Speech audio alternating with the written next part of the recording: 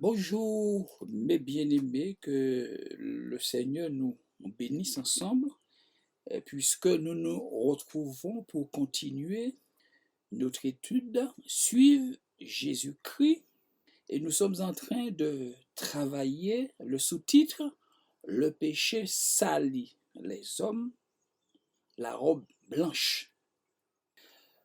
Combien de chrétiens sont habillés de vêtements sales, mes bien-aimés? Combien de chrétiens sont habillés de vêtements sales? L'exemple de Josué le souverain sacrificateur. Vous connaissez cet épisode.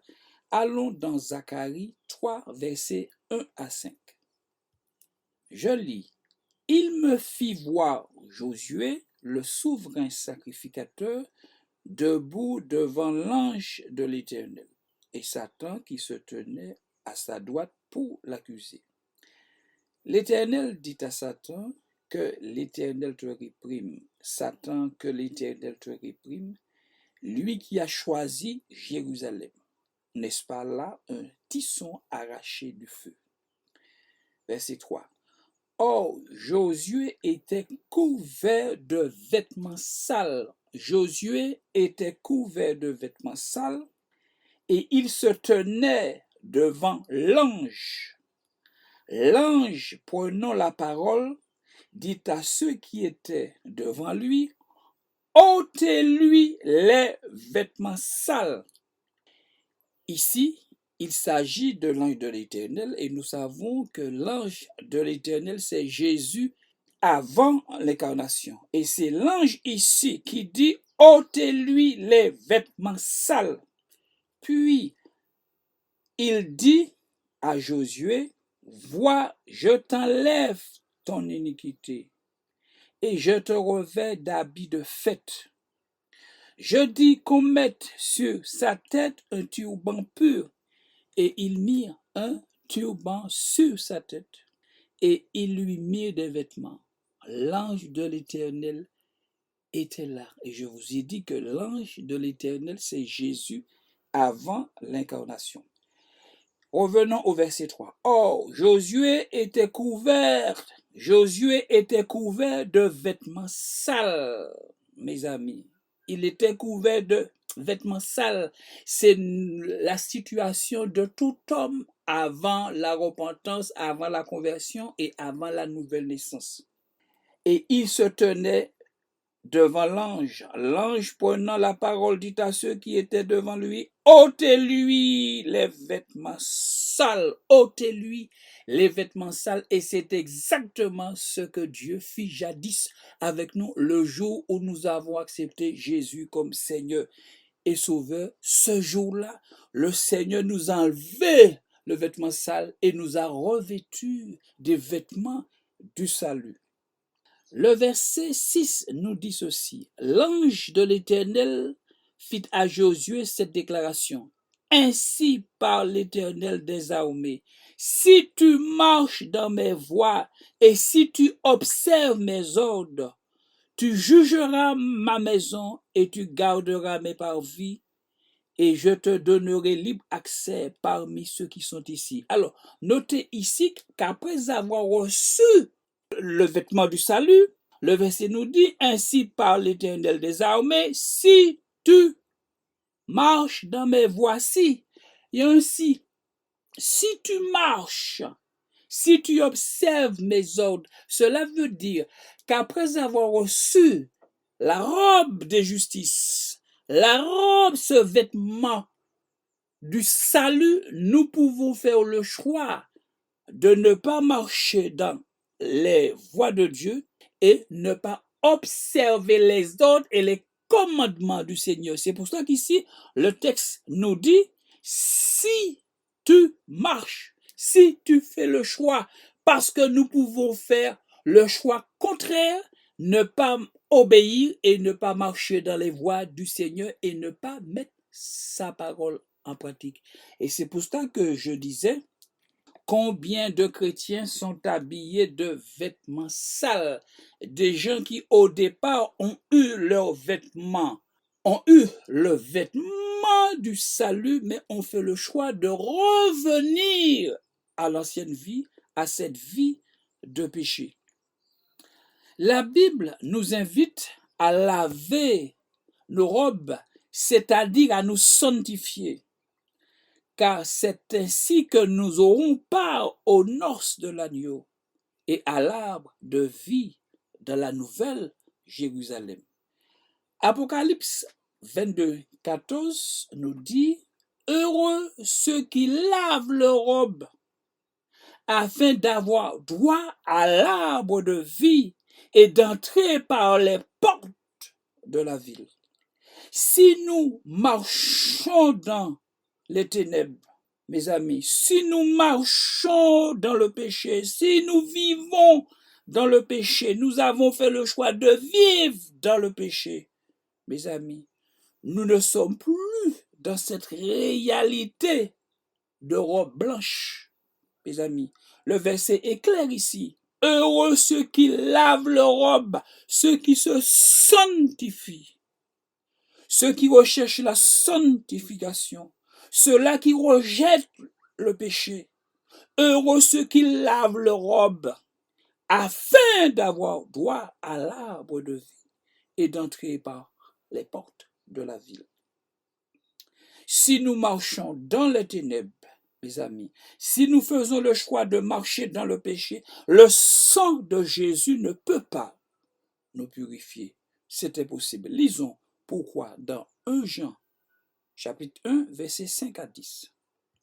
Nous lisons la nouvelle que nous avons apprise de lui et que nous vous annonçons, c'est que Dieu est lumière et qu'il n'y a point en lui de ténèbres. Verset 6. Si nous disons que nous sommes en communion avec lui et que nous marchions dans les ténèbres, nous mentons et nous ne pratiquons pas la vérité. N'est-ce pas? Notez que lorsque Jean parle ici, il s'adresse à des chrétiens. Il s'adresse à des chrétiens. Il dit, si nous disons que nous sommes en communion en tant que chrétiens, nous pouvons dire que nous sommes en communion et mentir. Si nous disons que nous sommes en communion avec lui et que nous marchions dans les ténèbres, donc cela veut dire qu'en tant que chrétiens, nous pouvons marcher dans les ténèbres. Il dit, nous mentons et nous ne pratiquons pas la vérité. Verset 7. Mais si nous marchons dans la lumière, comme il est lui-même dans la lumière, nous sommes mutuellement en communion et le sang de Jésus, son Fils, nous purifie de tout péché. Mais notez, si nous marchons dans la lumière comme il est lui-même dans la lumière, nous sommes mutuellement en communion et le sang de Jésus, son Fils, nous purifie de tout péché. Le sang de Jésus purifie qui?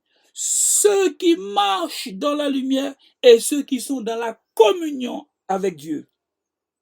Mais ceux qui marchent dans la lumière, mes amis, et ceux qui sont en communion avec Dieu ne vivent pas dans les ténèbres, ne vivent pas dans le péché. Cela veut dire que le sang de Jésus ne purifie pas ceux qui ont fait le choix de vivre dans les ténèbres, ceux qui ont fait le choix de vivre dans le péché.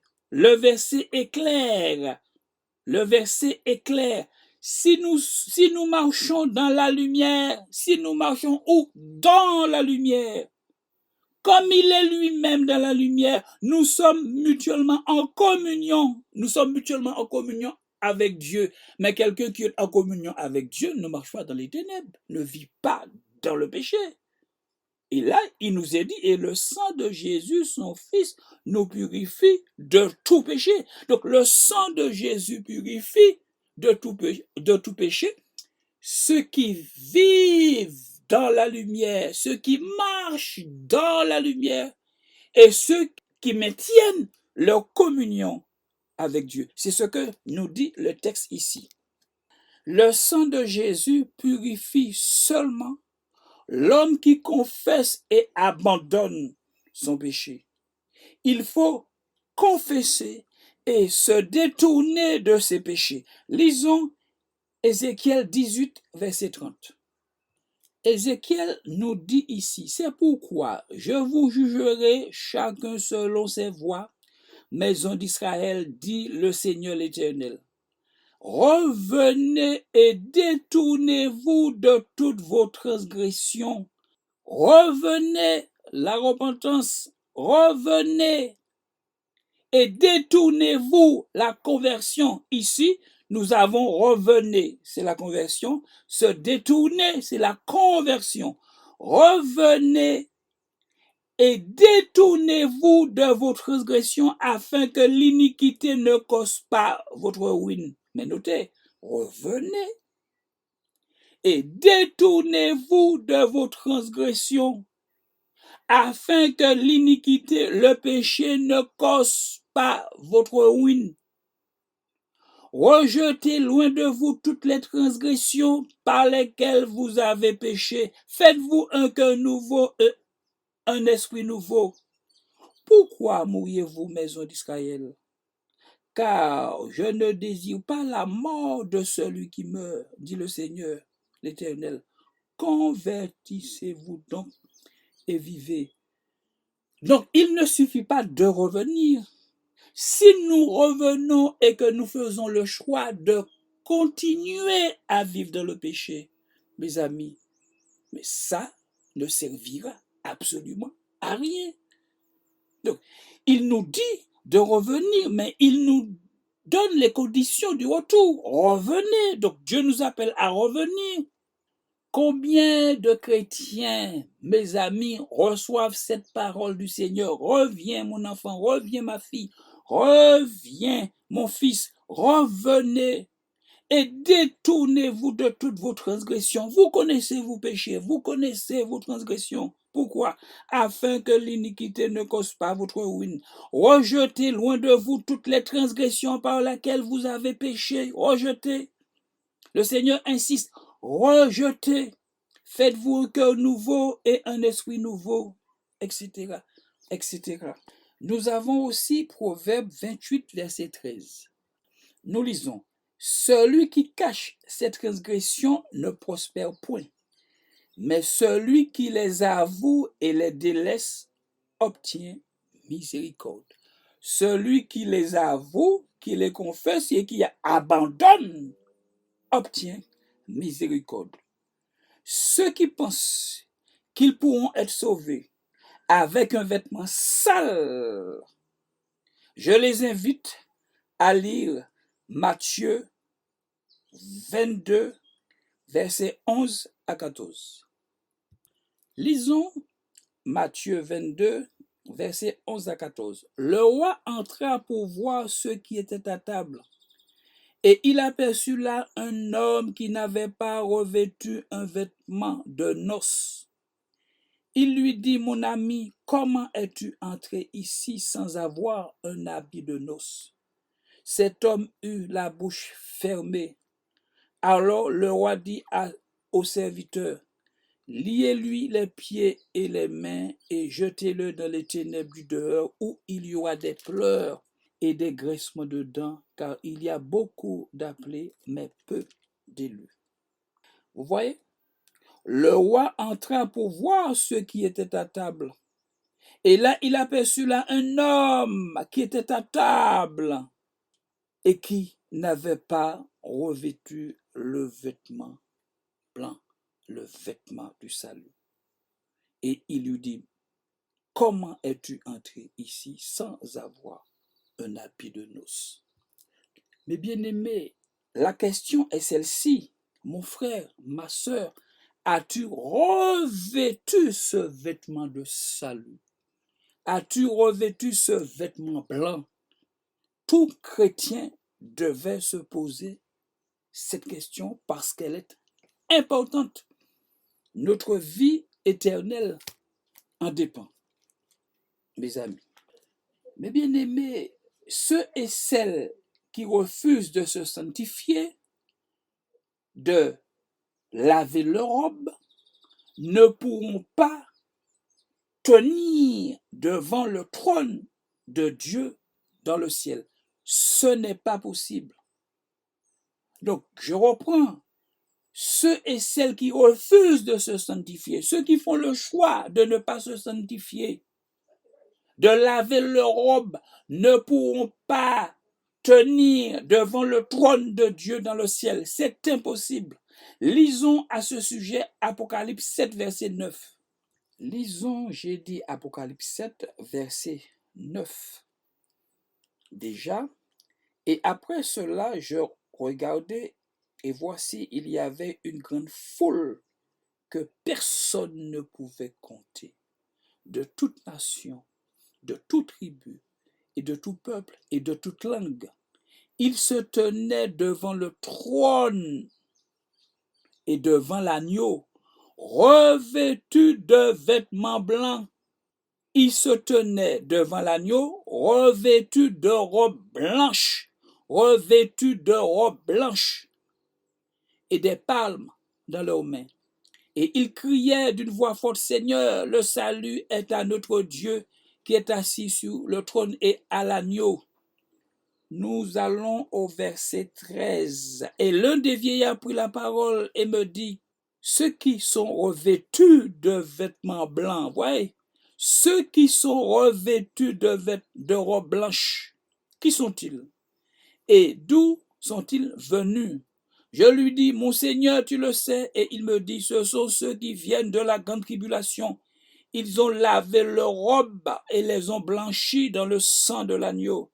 C'est pour cela qu'ils sont devant le trône de Dieu et le servent jour et nuit. Celui qui est assis sur le trône dressera sa tente sur eux, et ils n'auront plus faim, ils n'auront plus soif, le soleil ni aucune chaleur ne les frapperont plus, car l'agneau qui est au milieu du trône les paîtra et les conduira aux sources des eaux de la vie, et Dieu essuiera toute larme de leurs yeux. Qui sont ceux qui sont devant le trône? Mes bien-aimés, ce sont ceux qui sont habillés de vêtements blancs, les vêtements du salut. Si vous suivez Satan, si vous écoutez sa voix, vous vous salirez et vous serez impropres au royaume de Dieu. Le fait de chanter un vêtement blanc ne vous sauvera pas, mes bien-aimés. Le fait de chanter blanc plus blanc que neige ne vous sauvera pas non plus, mes bien-aimés. N'est-ce pas? La parole de Dieu nous dit que nous avons reçu ce vêtement blanc, mais que nous devons conserver notre robe. Nous devons conserver notre vêtement blanc. Mes amis, c'est de notre responsabilité. L'apôtre Paul écrivait à Timothée, dans 1 Timothée 5, verset 22, Paul dit à Timothée, conserve-toi pur. Conserve-toi pur toi-même. C'est exactement ce que nous dit Pierre dans 1 Pierre 3, verset 14. C'est pourquoi, bien-aimés, en attendant ces choses, appliquez-vous à être trouvés par lui, sans tache et irréprochable dans la paix. Je reprends.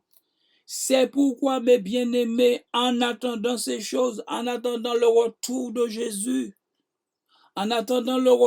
Jésus, appliquez-vous à être trouvés par lui. Appliquez-vous, notez, appliquez-vous à être trouvés par lui, sans tache et irréprochable dans la paix. À partir du moment que nous avons été lavés de nos péchés, nous avons des efforts spirituels à faire pour marcher dans la sanctification. Nous devons activer notre foi dans ce qui a été fait. C'est exactement ce que Paul nous explique dans Romains chapitre 6. Reprenez le temps et lisez Romains chapitre 6. Nous devons veiller à ne plus nous souiller à nouveau. Paul écrivait aux chrétiens de Corinthe, c'est pourquoi sortez du milieu d'eux et séparez-vous, dit le Seigneur, ne touchez pas à ce qui est impur et je vous accueillerai. Vous trouvez cela dans 2 Corinthiens 6, verset 17. Paul rappelle aux Corinthiens qu'ils avaient été qu'ils avaient été lavés et sanctifiés. Nous trouvons cela dans 1 Corinthiens 6, verset 11. Mais vous avez été lavés, Paul leur dit, mais vous avez été lavés, mais vous avez été sanctifiés, mais vous avez été justifiés au nom du Seigneur Jésus-Christ. Souvenez-vous, dit Paul, que vous avez été lavés, vous avez été sanctifiés, ce n'est pas pour vous ressalir à nouveau. Paul insiste dans ses lettres. Nous disons que nous devons nous conserver saints, que nous devons nous conserver purs. L'apôtre Paul leur fait comprendre qu'ils devaient conserver cette sanctification initiale, cette sanctification qu'ils avaient reçue lors de leur repentance et conversion. Lisons aussi Apocalypse 18, verset 4, que je vous invite à lire à la maison. On continue. Beaucoup d'églises, beaucoup d'assemblées se laissent influencer par la mentalité du monde, par l'esprit du monde, par les plaisirs du monde et son péché. Romains 12, 1 nous dit, alors Paul dit ici dans Romains 12, 1, je vous exhorte donc frères par les compassions de Dieu à offrir vos corps comme un sacrifice vivant, saint, agréable à Dieu, ce qui sera de votre part un culte raisonnable. Ne vous conformez pas au siècle présent, mais soyez transformés par le renouvellement de l'intelligence, afin que vous discerniez quelle est la volonté de Dieu, ce qui est bon, agréable et parfait. Je vous exhorte donc, frères, par les compassions de Dieu, à offrir vos corps comme un sacrifice vivant, saint, agréable à Dieu, ce qui sera de votre part un culte raisonnable, logique. Ne vous conformez pas au siècle présent, mes amis. Ne laissez pas le monde vous modeler. Ne vous conformez pas. C'est le monde qui doit se conformer à nous, mes amis. Le Seigneur nous a laissés ici-bas comme des modèles, comme des exemples. Jésus n'a-t-il pas dit que vous êtes la lumière du monde? Vous êtes le sel de la terre? Et que voyons-nous? Le contraire. Ne vous conformez pas au siècle présent, mais soyez transformés, mais soyez métamorphosés, soyez transformés par le renouvellement de l'intelligence. C'est vrai que lors de la nouvelle naissance, n'est-ce pas, le Seigneur a renouvelé notre intelligence. Le Seigneur nous a communiqué une intelligence spirituelle. Maintenant, laissez cette intelligence vous changer, vous transformer, changer votre mentalité. Et le Seigneur, de ce fait, nous communique sa propre mentalité, sa propre pensée. L'apôtre Paul dit, ayez la pensée de Dieu. Le Seigneur nous a communiqué sa propre pensée, mais soyez transformés par le renouvellement de l'intelligence afin que vous discerniez quelle est la volonté de Dieu, ce qui est bon, ouais, ce qui est bon et ce qui est agréable et ce qui est parfait. C'est-à-dire ce qui est bon, ce qui est agréable pour Dieu et ce qui est parfait. Le verset, mes amis, est clair. Le verset est clair. Lisons aussi 1 Jean 2, verset 15. 1 Jean 2, 15. N'aimez point le monde, ni les choses qui sont dans le monde. Si quelqu'un aime le monde, l'amour du Père n'est point en lui. Car tout ce qui est dans le monde, la convoitise de la chair, la convoitise des yeux et l'orgueil de la vie, ne vient point du Père, mais vient du monde. Et le monde passe, et sa convoitise aussi. Mais celui qui fait la volonté de Dieu demeure éternellement. Mes amis, le verset n'a même pas besoin d'être commenté. Il y a des efforts spirituels à faire pour se conserver pur, mes bien-aimés. Il y a des efforts spirituels à faire. Aujourd'hui, dans certaines églises, dans certaines assemblées, on dit aux chrétiens de ne pas faire d'efforts. Mais qu'est-ce que ça veut dire? De ne pas faire d'efforts. Lisons 2 Pierre 1, verset 5 à 9. Alors, lisons à partir du verset 3. Alors, 2 Pierre, chapitre 1, verset 3. Sa divine puissance nous a donné tout ce qui contribue à la vie et à la piété. Vous comprenez? La puissance de Dieu nous a donné tout ce dont nous avons besoin pour vivre cette vie de sainteté, cette vie selon Dieu. Dieu ne nous demande pas une vie de sainteté, une vie de sanctification à l'image de son Fils s'il ne nous donne pas ce qu'il faut.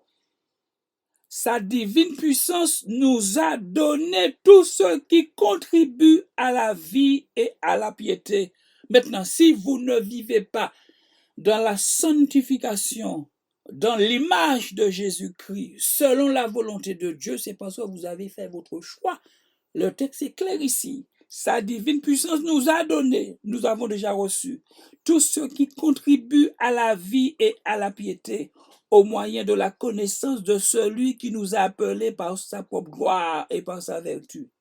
Celle-ci nous assure de sa part les plus grandes et les plus précieuses promesses, afin que par elles, vous deveniez participants de la nature divine. Voyez?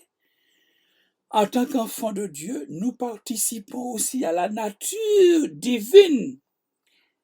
En fuyant la corruption qui existe dans le monde par la convoitise, le fait de participer à cette nature divine nous pousse à fuir la corruption qui existe dans le monde. Et au verset 5, Pierre dit, à cause de cela même, faites tous vos efforts. Faites tous vos efforts. Mais ici, il ne s'agit pas d'efforts charnels. Il s'agit d'efforts spirituels. Il s'agit d'efforts de foi, l'effort de la foi. À cause de cela même, faites tous vos efforts pour joindre à votre foi, la vertu, à la vertu, la connaissance, à la connaissance, la maîtrise de soi, à la maîtrise de soi, la patience, à la patience, la piété, à la piété, l'amitié fraternelle, à l'amitié fraternelle, l'amour, etc., etc. À cause de cela même, faites tous vos efforts. Mais je dis qu'il s'agit de l'effort spirituel. Lisons aussi cet avertissement du Seigneur dans Ecclésiaste 9, verset 8. Qu'en tout temps, tes vêtements soient blancs et que l'huile ne manque point sur ta tête. C'est pas seulement le dimanche. Qu'en tout temps, tes vêtements soient blancs, tes vêtements soient conservés blancs, qu'en tout temps, tes vêtements soient blancs et que l'huile ne manque point sur ta tête et que l'huile ne manque jamais sur ta tête. Mais cette huile ne doit pas rester uniquement sur nos têtes, mais doit aussi toucher nos vêtements. Le psaume 133, verset 2. C'est comme l'huile précieuse qui, répandue sur la tête, descend sur la barbe d'Aaron, qui descend sur le bord de ses vêtements. Voyez? L'huile sur la tête qui symbolise le Saint-Esprit et l'action du Saint-Esprit doit se répandre aussi sur nos vêtements. Vous voyez? Donc l'huile ici désigne l'activité du Saint-Esprit en nous pour nous changer et nous métamorphoser à l'image du Fils de Dieu et pour nous aider à vivre notre vie spirituelle. Le Seigneur nous a donné la plus belle robe. Évitons de la salir, mes bien-aimés. Luc 15, versets 21 à 22. Nous lisons donc Luc 15, verset 21. Le fils lui dit, mon père, j'ai péché contre le ciel et contre toi.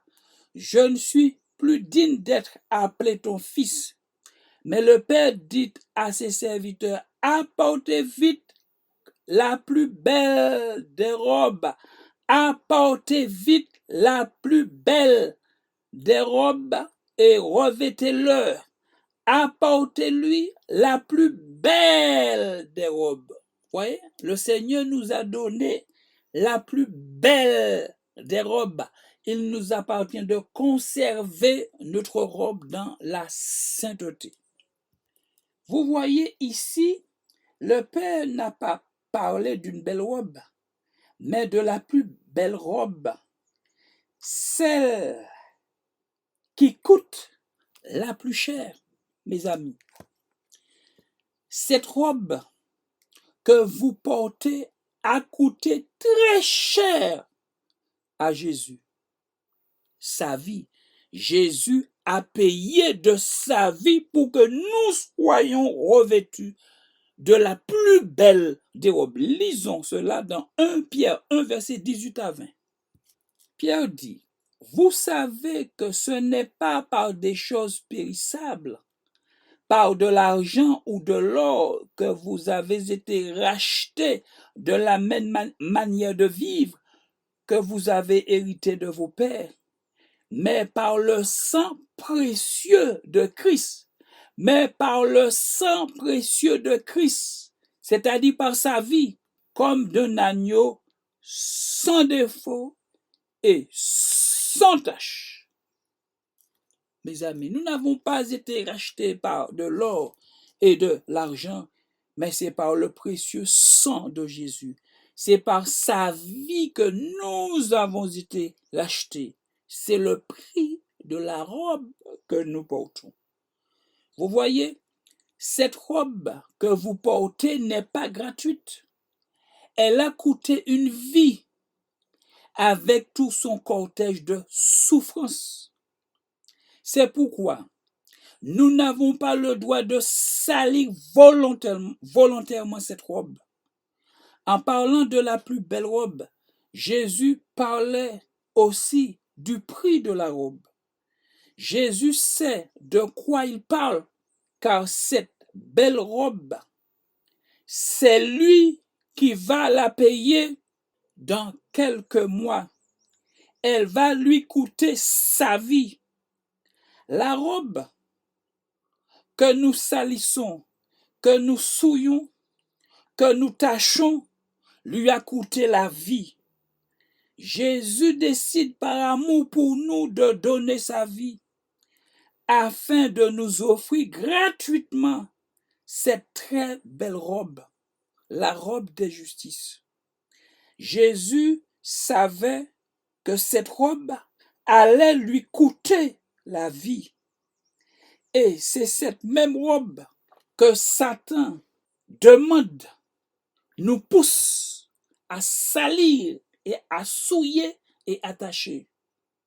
Cette robe, Jésus savait qu'elle ne s'achète pas à prix d'argent, mais par le sang pur d'un agneau immolé.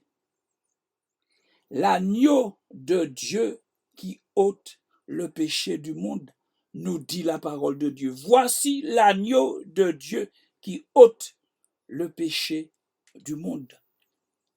Pour que nous ayons cette très belle robe, Jésus-Christ a payé le prix fort. Il a été crucifié sur le mont Golgotha et son sang fut versé. C'est le prix de la robe, mes amis. C'est pour cela que chaque chrétien devrait avoir du respect pour la robe que nous portons. Ne pas souiller volontairement la robe que nous portons, qui symbolise tout ce que Jésus a souffert lorsqu'il était ici-bas. N'est-ce pas? Alors, mes bien-aimés, ne cherchons pas des prétextes pour pécher, pour désobéir, pour offenser, pour attrister Dieu et pour pouvoir rester dans nos péchés. Nous allons jusqu'à salir notre belle robe pour satisfaire notre chair, pour satisfaire le vieil homme. Et en faisant cela, mes bien-aimés, nous attristons celui qui a dû payer de sa vie pour que nous soyons revêtus de cette robe, cette très belle robe. Mais bien aimé, je ne serai pas plus long aujourd'hui. Je vais commencer avec vous prochainement la deuxième partie de l'étude. Nous avons vu la première partie et prochainement nous allons commencer la deuxième partie. Alors que le Seigneur nous bénisse et puis nous donne de méditer ces choses, de comprendre ces choses et de tout faire pour plaire à notre Seigneur qui nous aime et qui n'a jamais cessé de nous aimer. Que le Seigneur vous bénisse et puis à la prochaine.